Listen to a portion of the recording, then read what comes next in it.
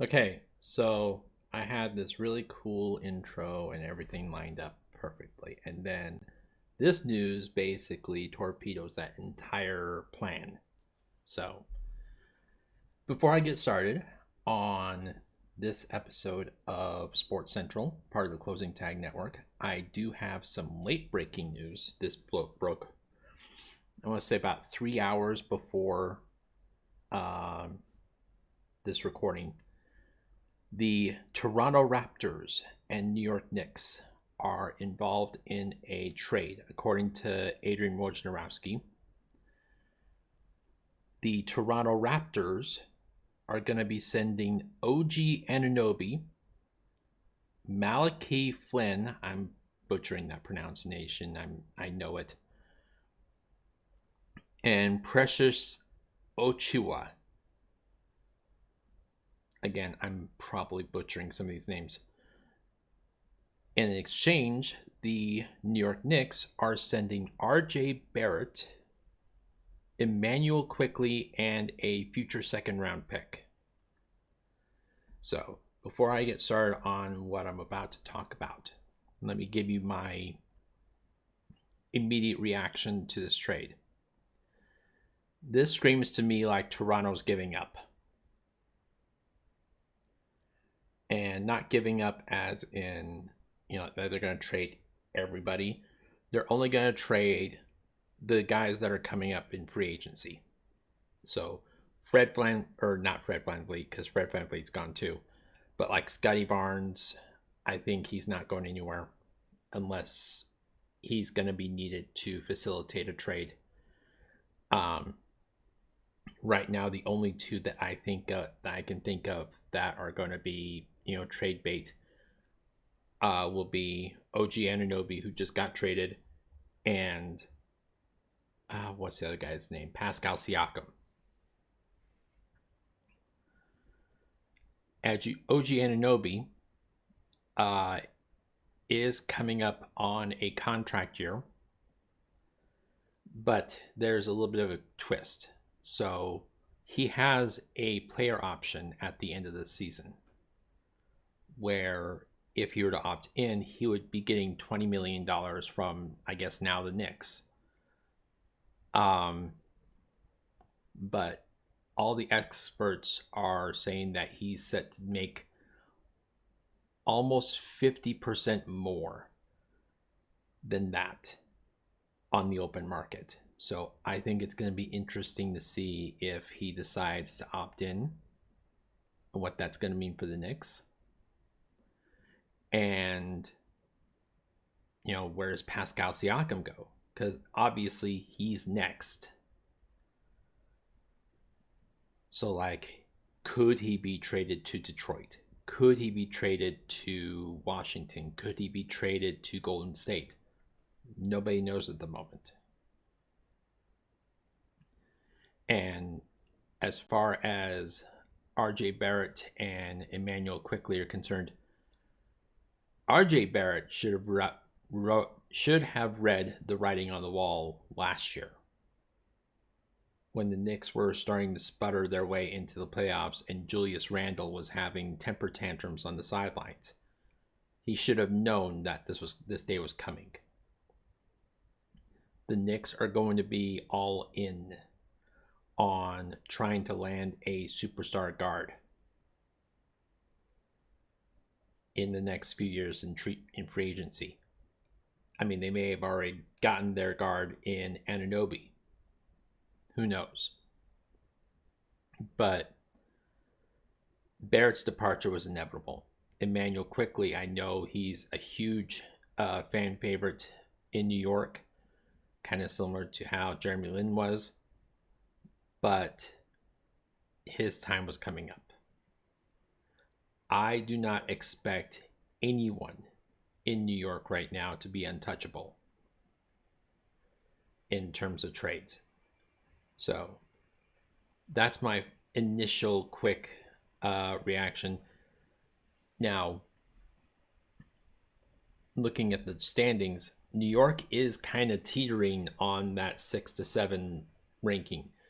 So they could theoretically make the playoffs with one last little bump.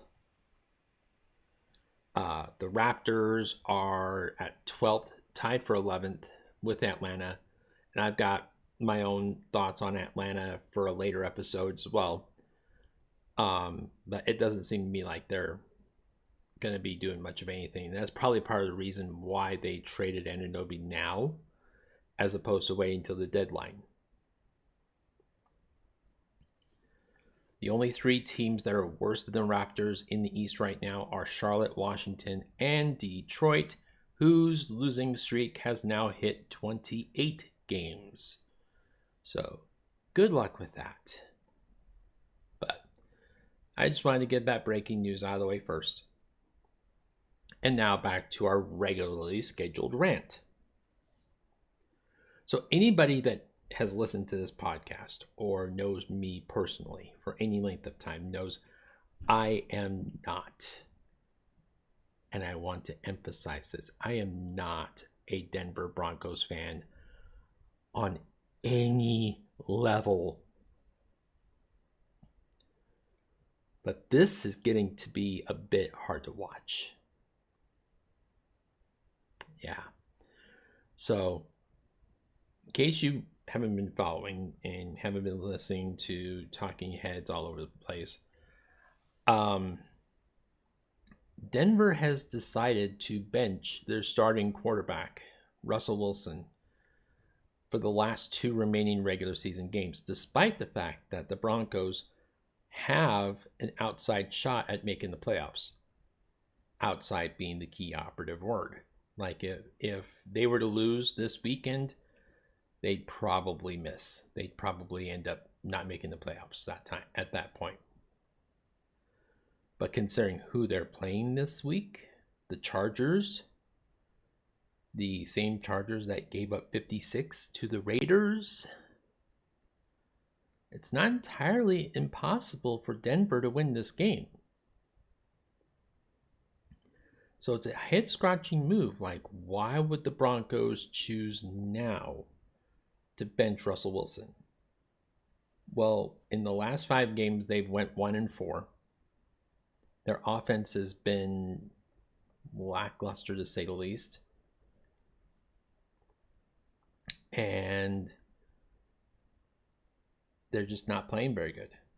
So the idea of benching Russell Wilson now might have been more of a we just don't want him to get hurt type of scenario. We want him to go into next season, fully healthy and whatnot. The problem with that is Russell Wilson doesn't believe that that's the reason why. And I'll dive into some of the other stuff that's going on. So right now, as it stands, Russell Wilson has a clause in his contract that states that if he were to miss a physical or if he were to fail a physical going into the offseason, so March or April, that his contract would be null and void. Wait, hold on. Let me confirm that. Hold on 1 second. I know that something's up with his trade or contract here.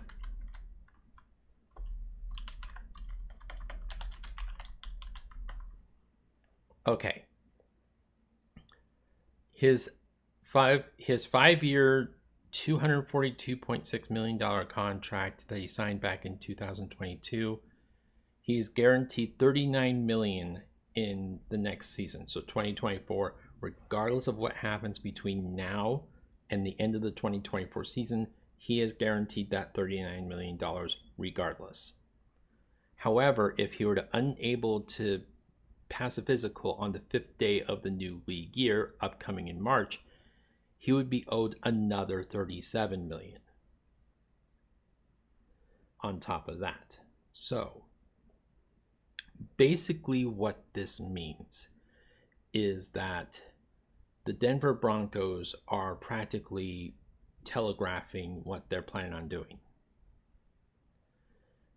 And if you listened to this podcast before, or if you have been kind of following the situation as closely as I have, mostly by force, you see this is not entirely unexpected. When Sean Payton was first hired as the head coach for the Denver Broncos, he and Russ did not get along. Like, at all. Basically, what ended up happening was the second day after Payton was hired, he went to Russell Wilson and told him, in no uncertain terms, his personal trainer is no longer allowed to be in the facility. He's no longer allowed to act as an, and I quote, politician, and kissing babies and shaking hands and doing this and that and the other. He says, you're running for quarterback of this team, not for office. So, on top of all of that, Sean Payton, at least to me, strikes to me as someone that doesn't really like Russell Wilson. Wilson, okay, he's a good quarterback. You know, when he was in Seattle, I enjoyed watching him quite a bit. But he's not who you would consider to be a people person without really being overly obvious about it, you know? What I mean by that is it's obvious that he does some of the things that he does for his public image. And anybody that does that, and you know my feelings about LeBron James, anybody that does that, to me, has something to hide. Now, on the surface, and I don't want to bring this up, but on the surface, his marriage to Ciara seems to be pretty solid, seems to be pretty nice. But that's all that we see. Likewise, we only saw some of the reaction that we wanted to see when Russell Wilson was originally traded to the Broncos from the Seahawks, mostly from the Seahawks camp. We saw from them mostly, oh, we're going to miss him. He was such a great leader and inspiration. Never mind that he and Pete Carroll clashed numerous times. Most of the time, he clashed with him after, running a wrong play or whatever. Case in point, Super Bowl 51. Yeah. Or was it 49? I can't remember. It was the one where they should have ran it instead of thrown it at the end. But anyway. So there's a lot going on behind the scenes that we're not privy to. This could very well likely be Sean Payton telling the Broncos office, the Broncos brass, that he doesn't want Russell Wilson back next year. Period. And that he is willing to eat the $39 million that he's guaranteed in 2024, as well as, any heat whatsoever for getting rid of the guy.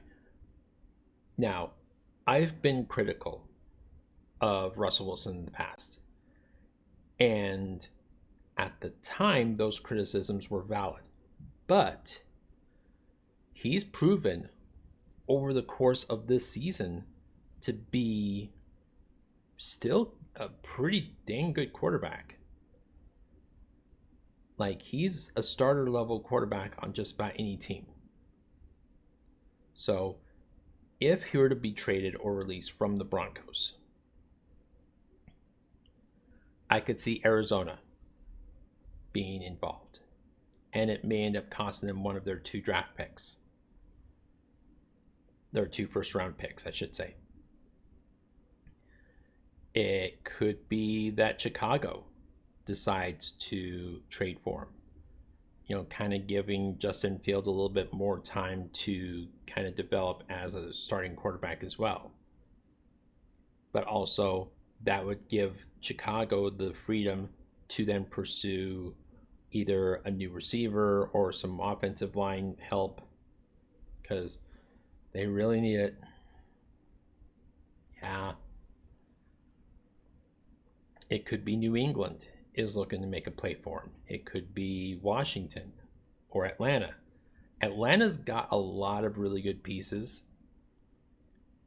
They just need a quarterback. Desmond Ridder is not developing as quickly as, say, CJ Stroud.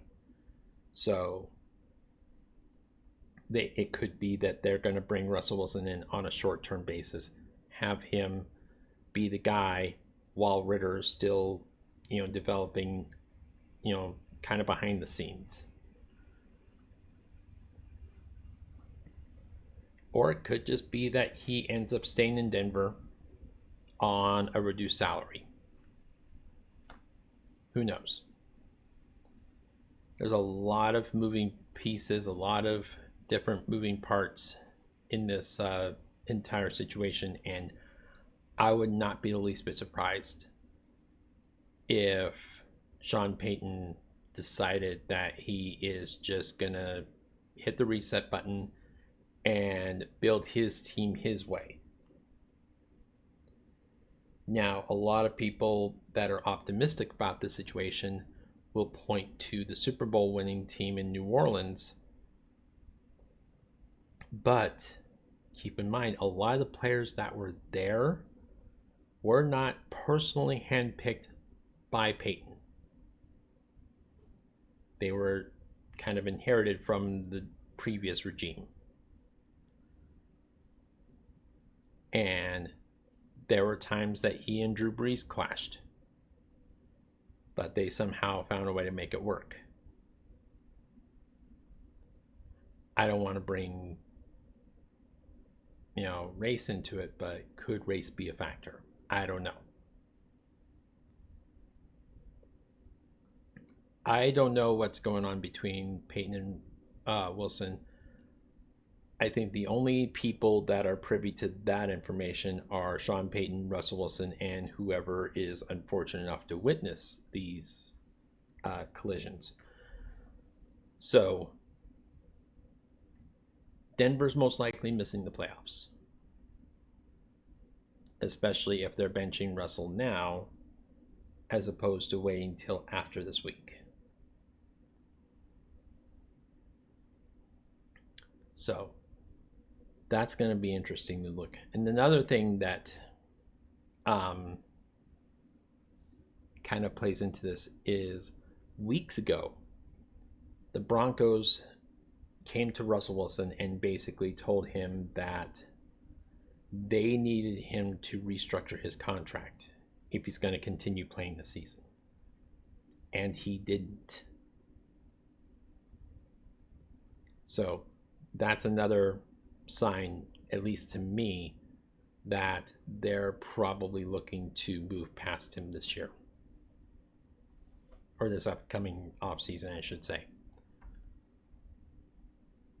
But right now, as it stands, the only hope that the Broncos have to make the playoffs would be if Kansas City lost both of their games coming up, which is entirely possible, but not likely. The Raiders would have to lose at least one of their next 2 games. Again, possible, not likely. And Denver would have to win both of their games. So the Chargers, that game is going to be not a problem as far as winning that one. But then if you look at the last game coming up in week 18, as I'm pulling up the schedule now. Oh, look at that. It's the Raiders. So all the Broncos would have to do is win both of their games, hope the Raiders lose both, and hope the Chiefs lose both. Again, not impossible, but not likely.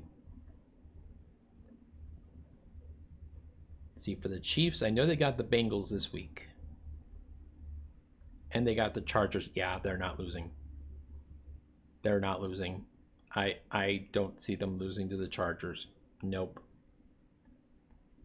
That's a surefire win for Kansas City. I did say in my prediction on my personal Facebook page that I think the Chiefs find a way to back their way into the playoffs, and that's exactly what they're doing. They're going to back their way into the AFC West. So, yeah, all sorts of crazy stuff is going on in the world of sports, and it's not even New Year's Eve yet. So, anyway, let me know what you guys think. Is Russell Wilson in the wrong, or is Sean Payton and the Denver Broncos in the wrong? What do you think about this trade coming up with Toronto and New York? Who do you think won that one? Kind of too close for me to call right now, especially with Anunoby's free agency coming up. But let me know what you guys think. Yeah, that. Leave a review on Spotify. If you're on Facebook, like, share, and comment. Like the page. More likes on the page is nice. If you are watching this on YouTube, like the video, subscribe to the channel, hit the bell for notifications. That way, if a new video drops, since I don't really have a set schedule at the moment, you are the first to be notified that it's live on YouTube. Technically, maybe. YouTube's weird. Anyway, so thank you guys for watching, for listening, for donating, for downloading, for doing all of the things to help support this endeavor. Your efforts do not go unnoticed, so thank you. And unless there's another breaking change coming up in the world of the NBA, this is probably going to be the last time that I do a Sports Central podcast for the year 2023. So I want to say Happy New Year to all of you. And until 2024, remember to include your closing tags. And if you're a web developer, again, I don't like crossing the streams, but update your copyrights. Okay? Thanks.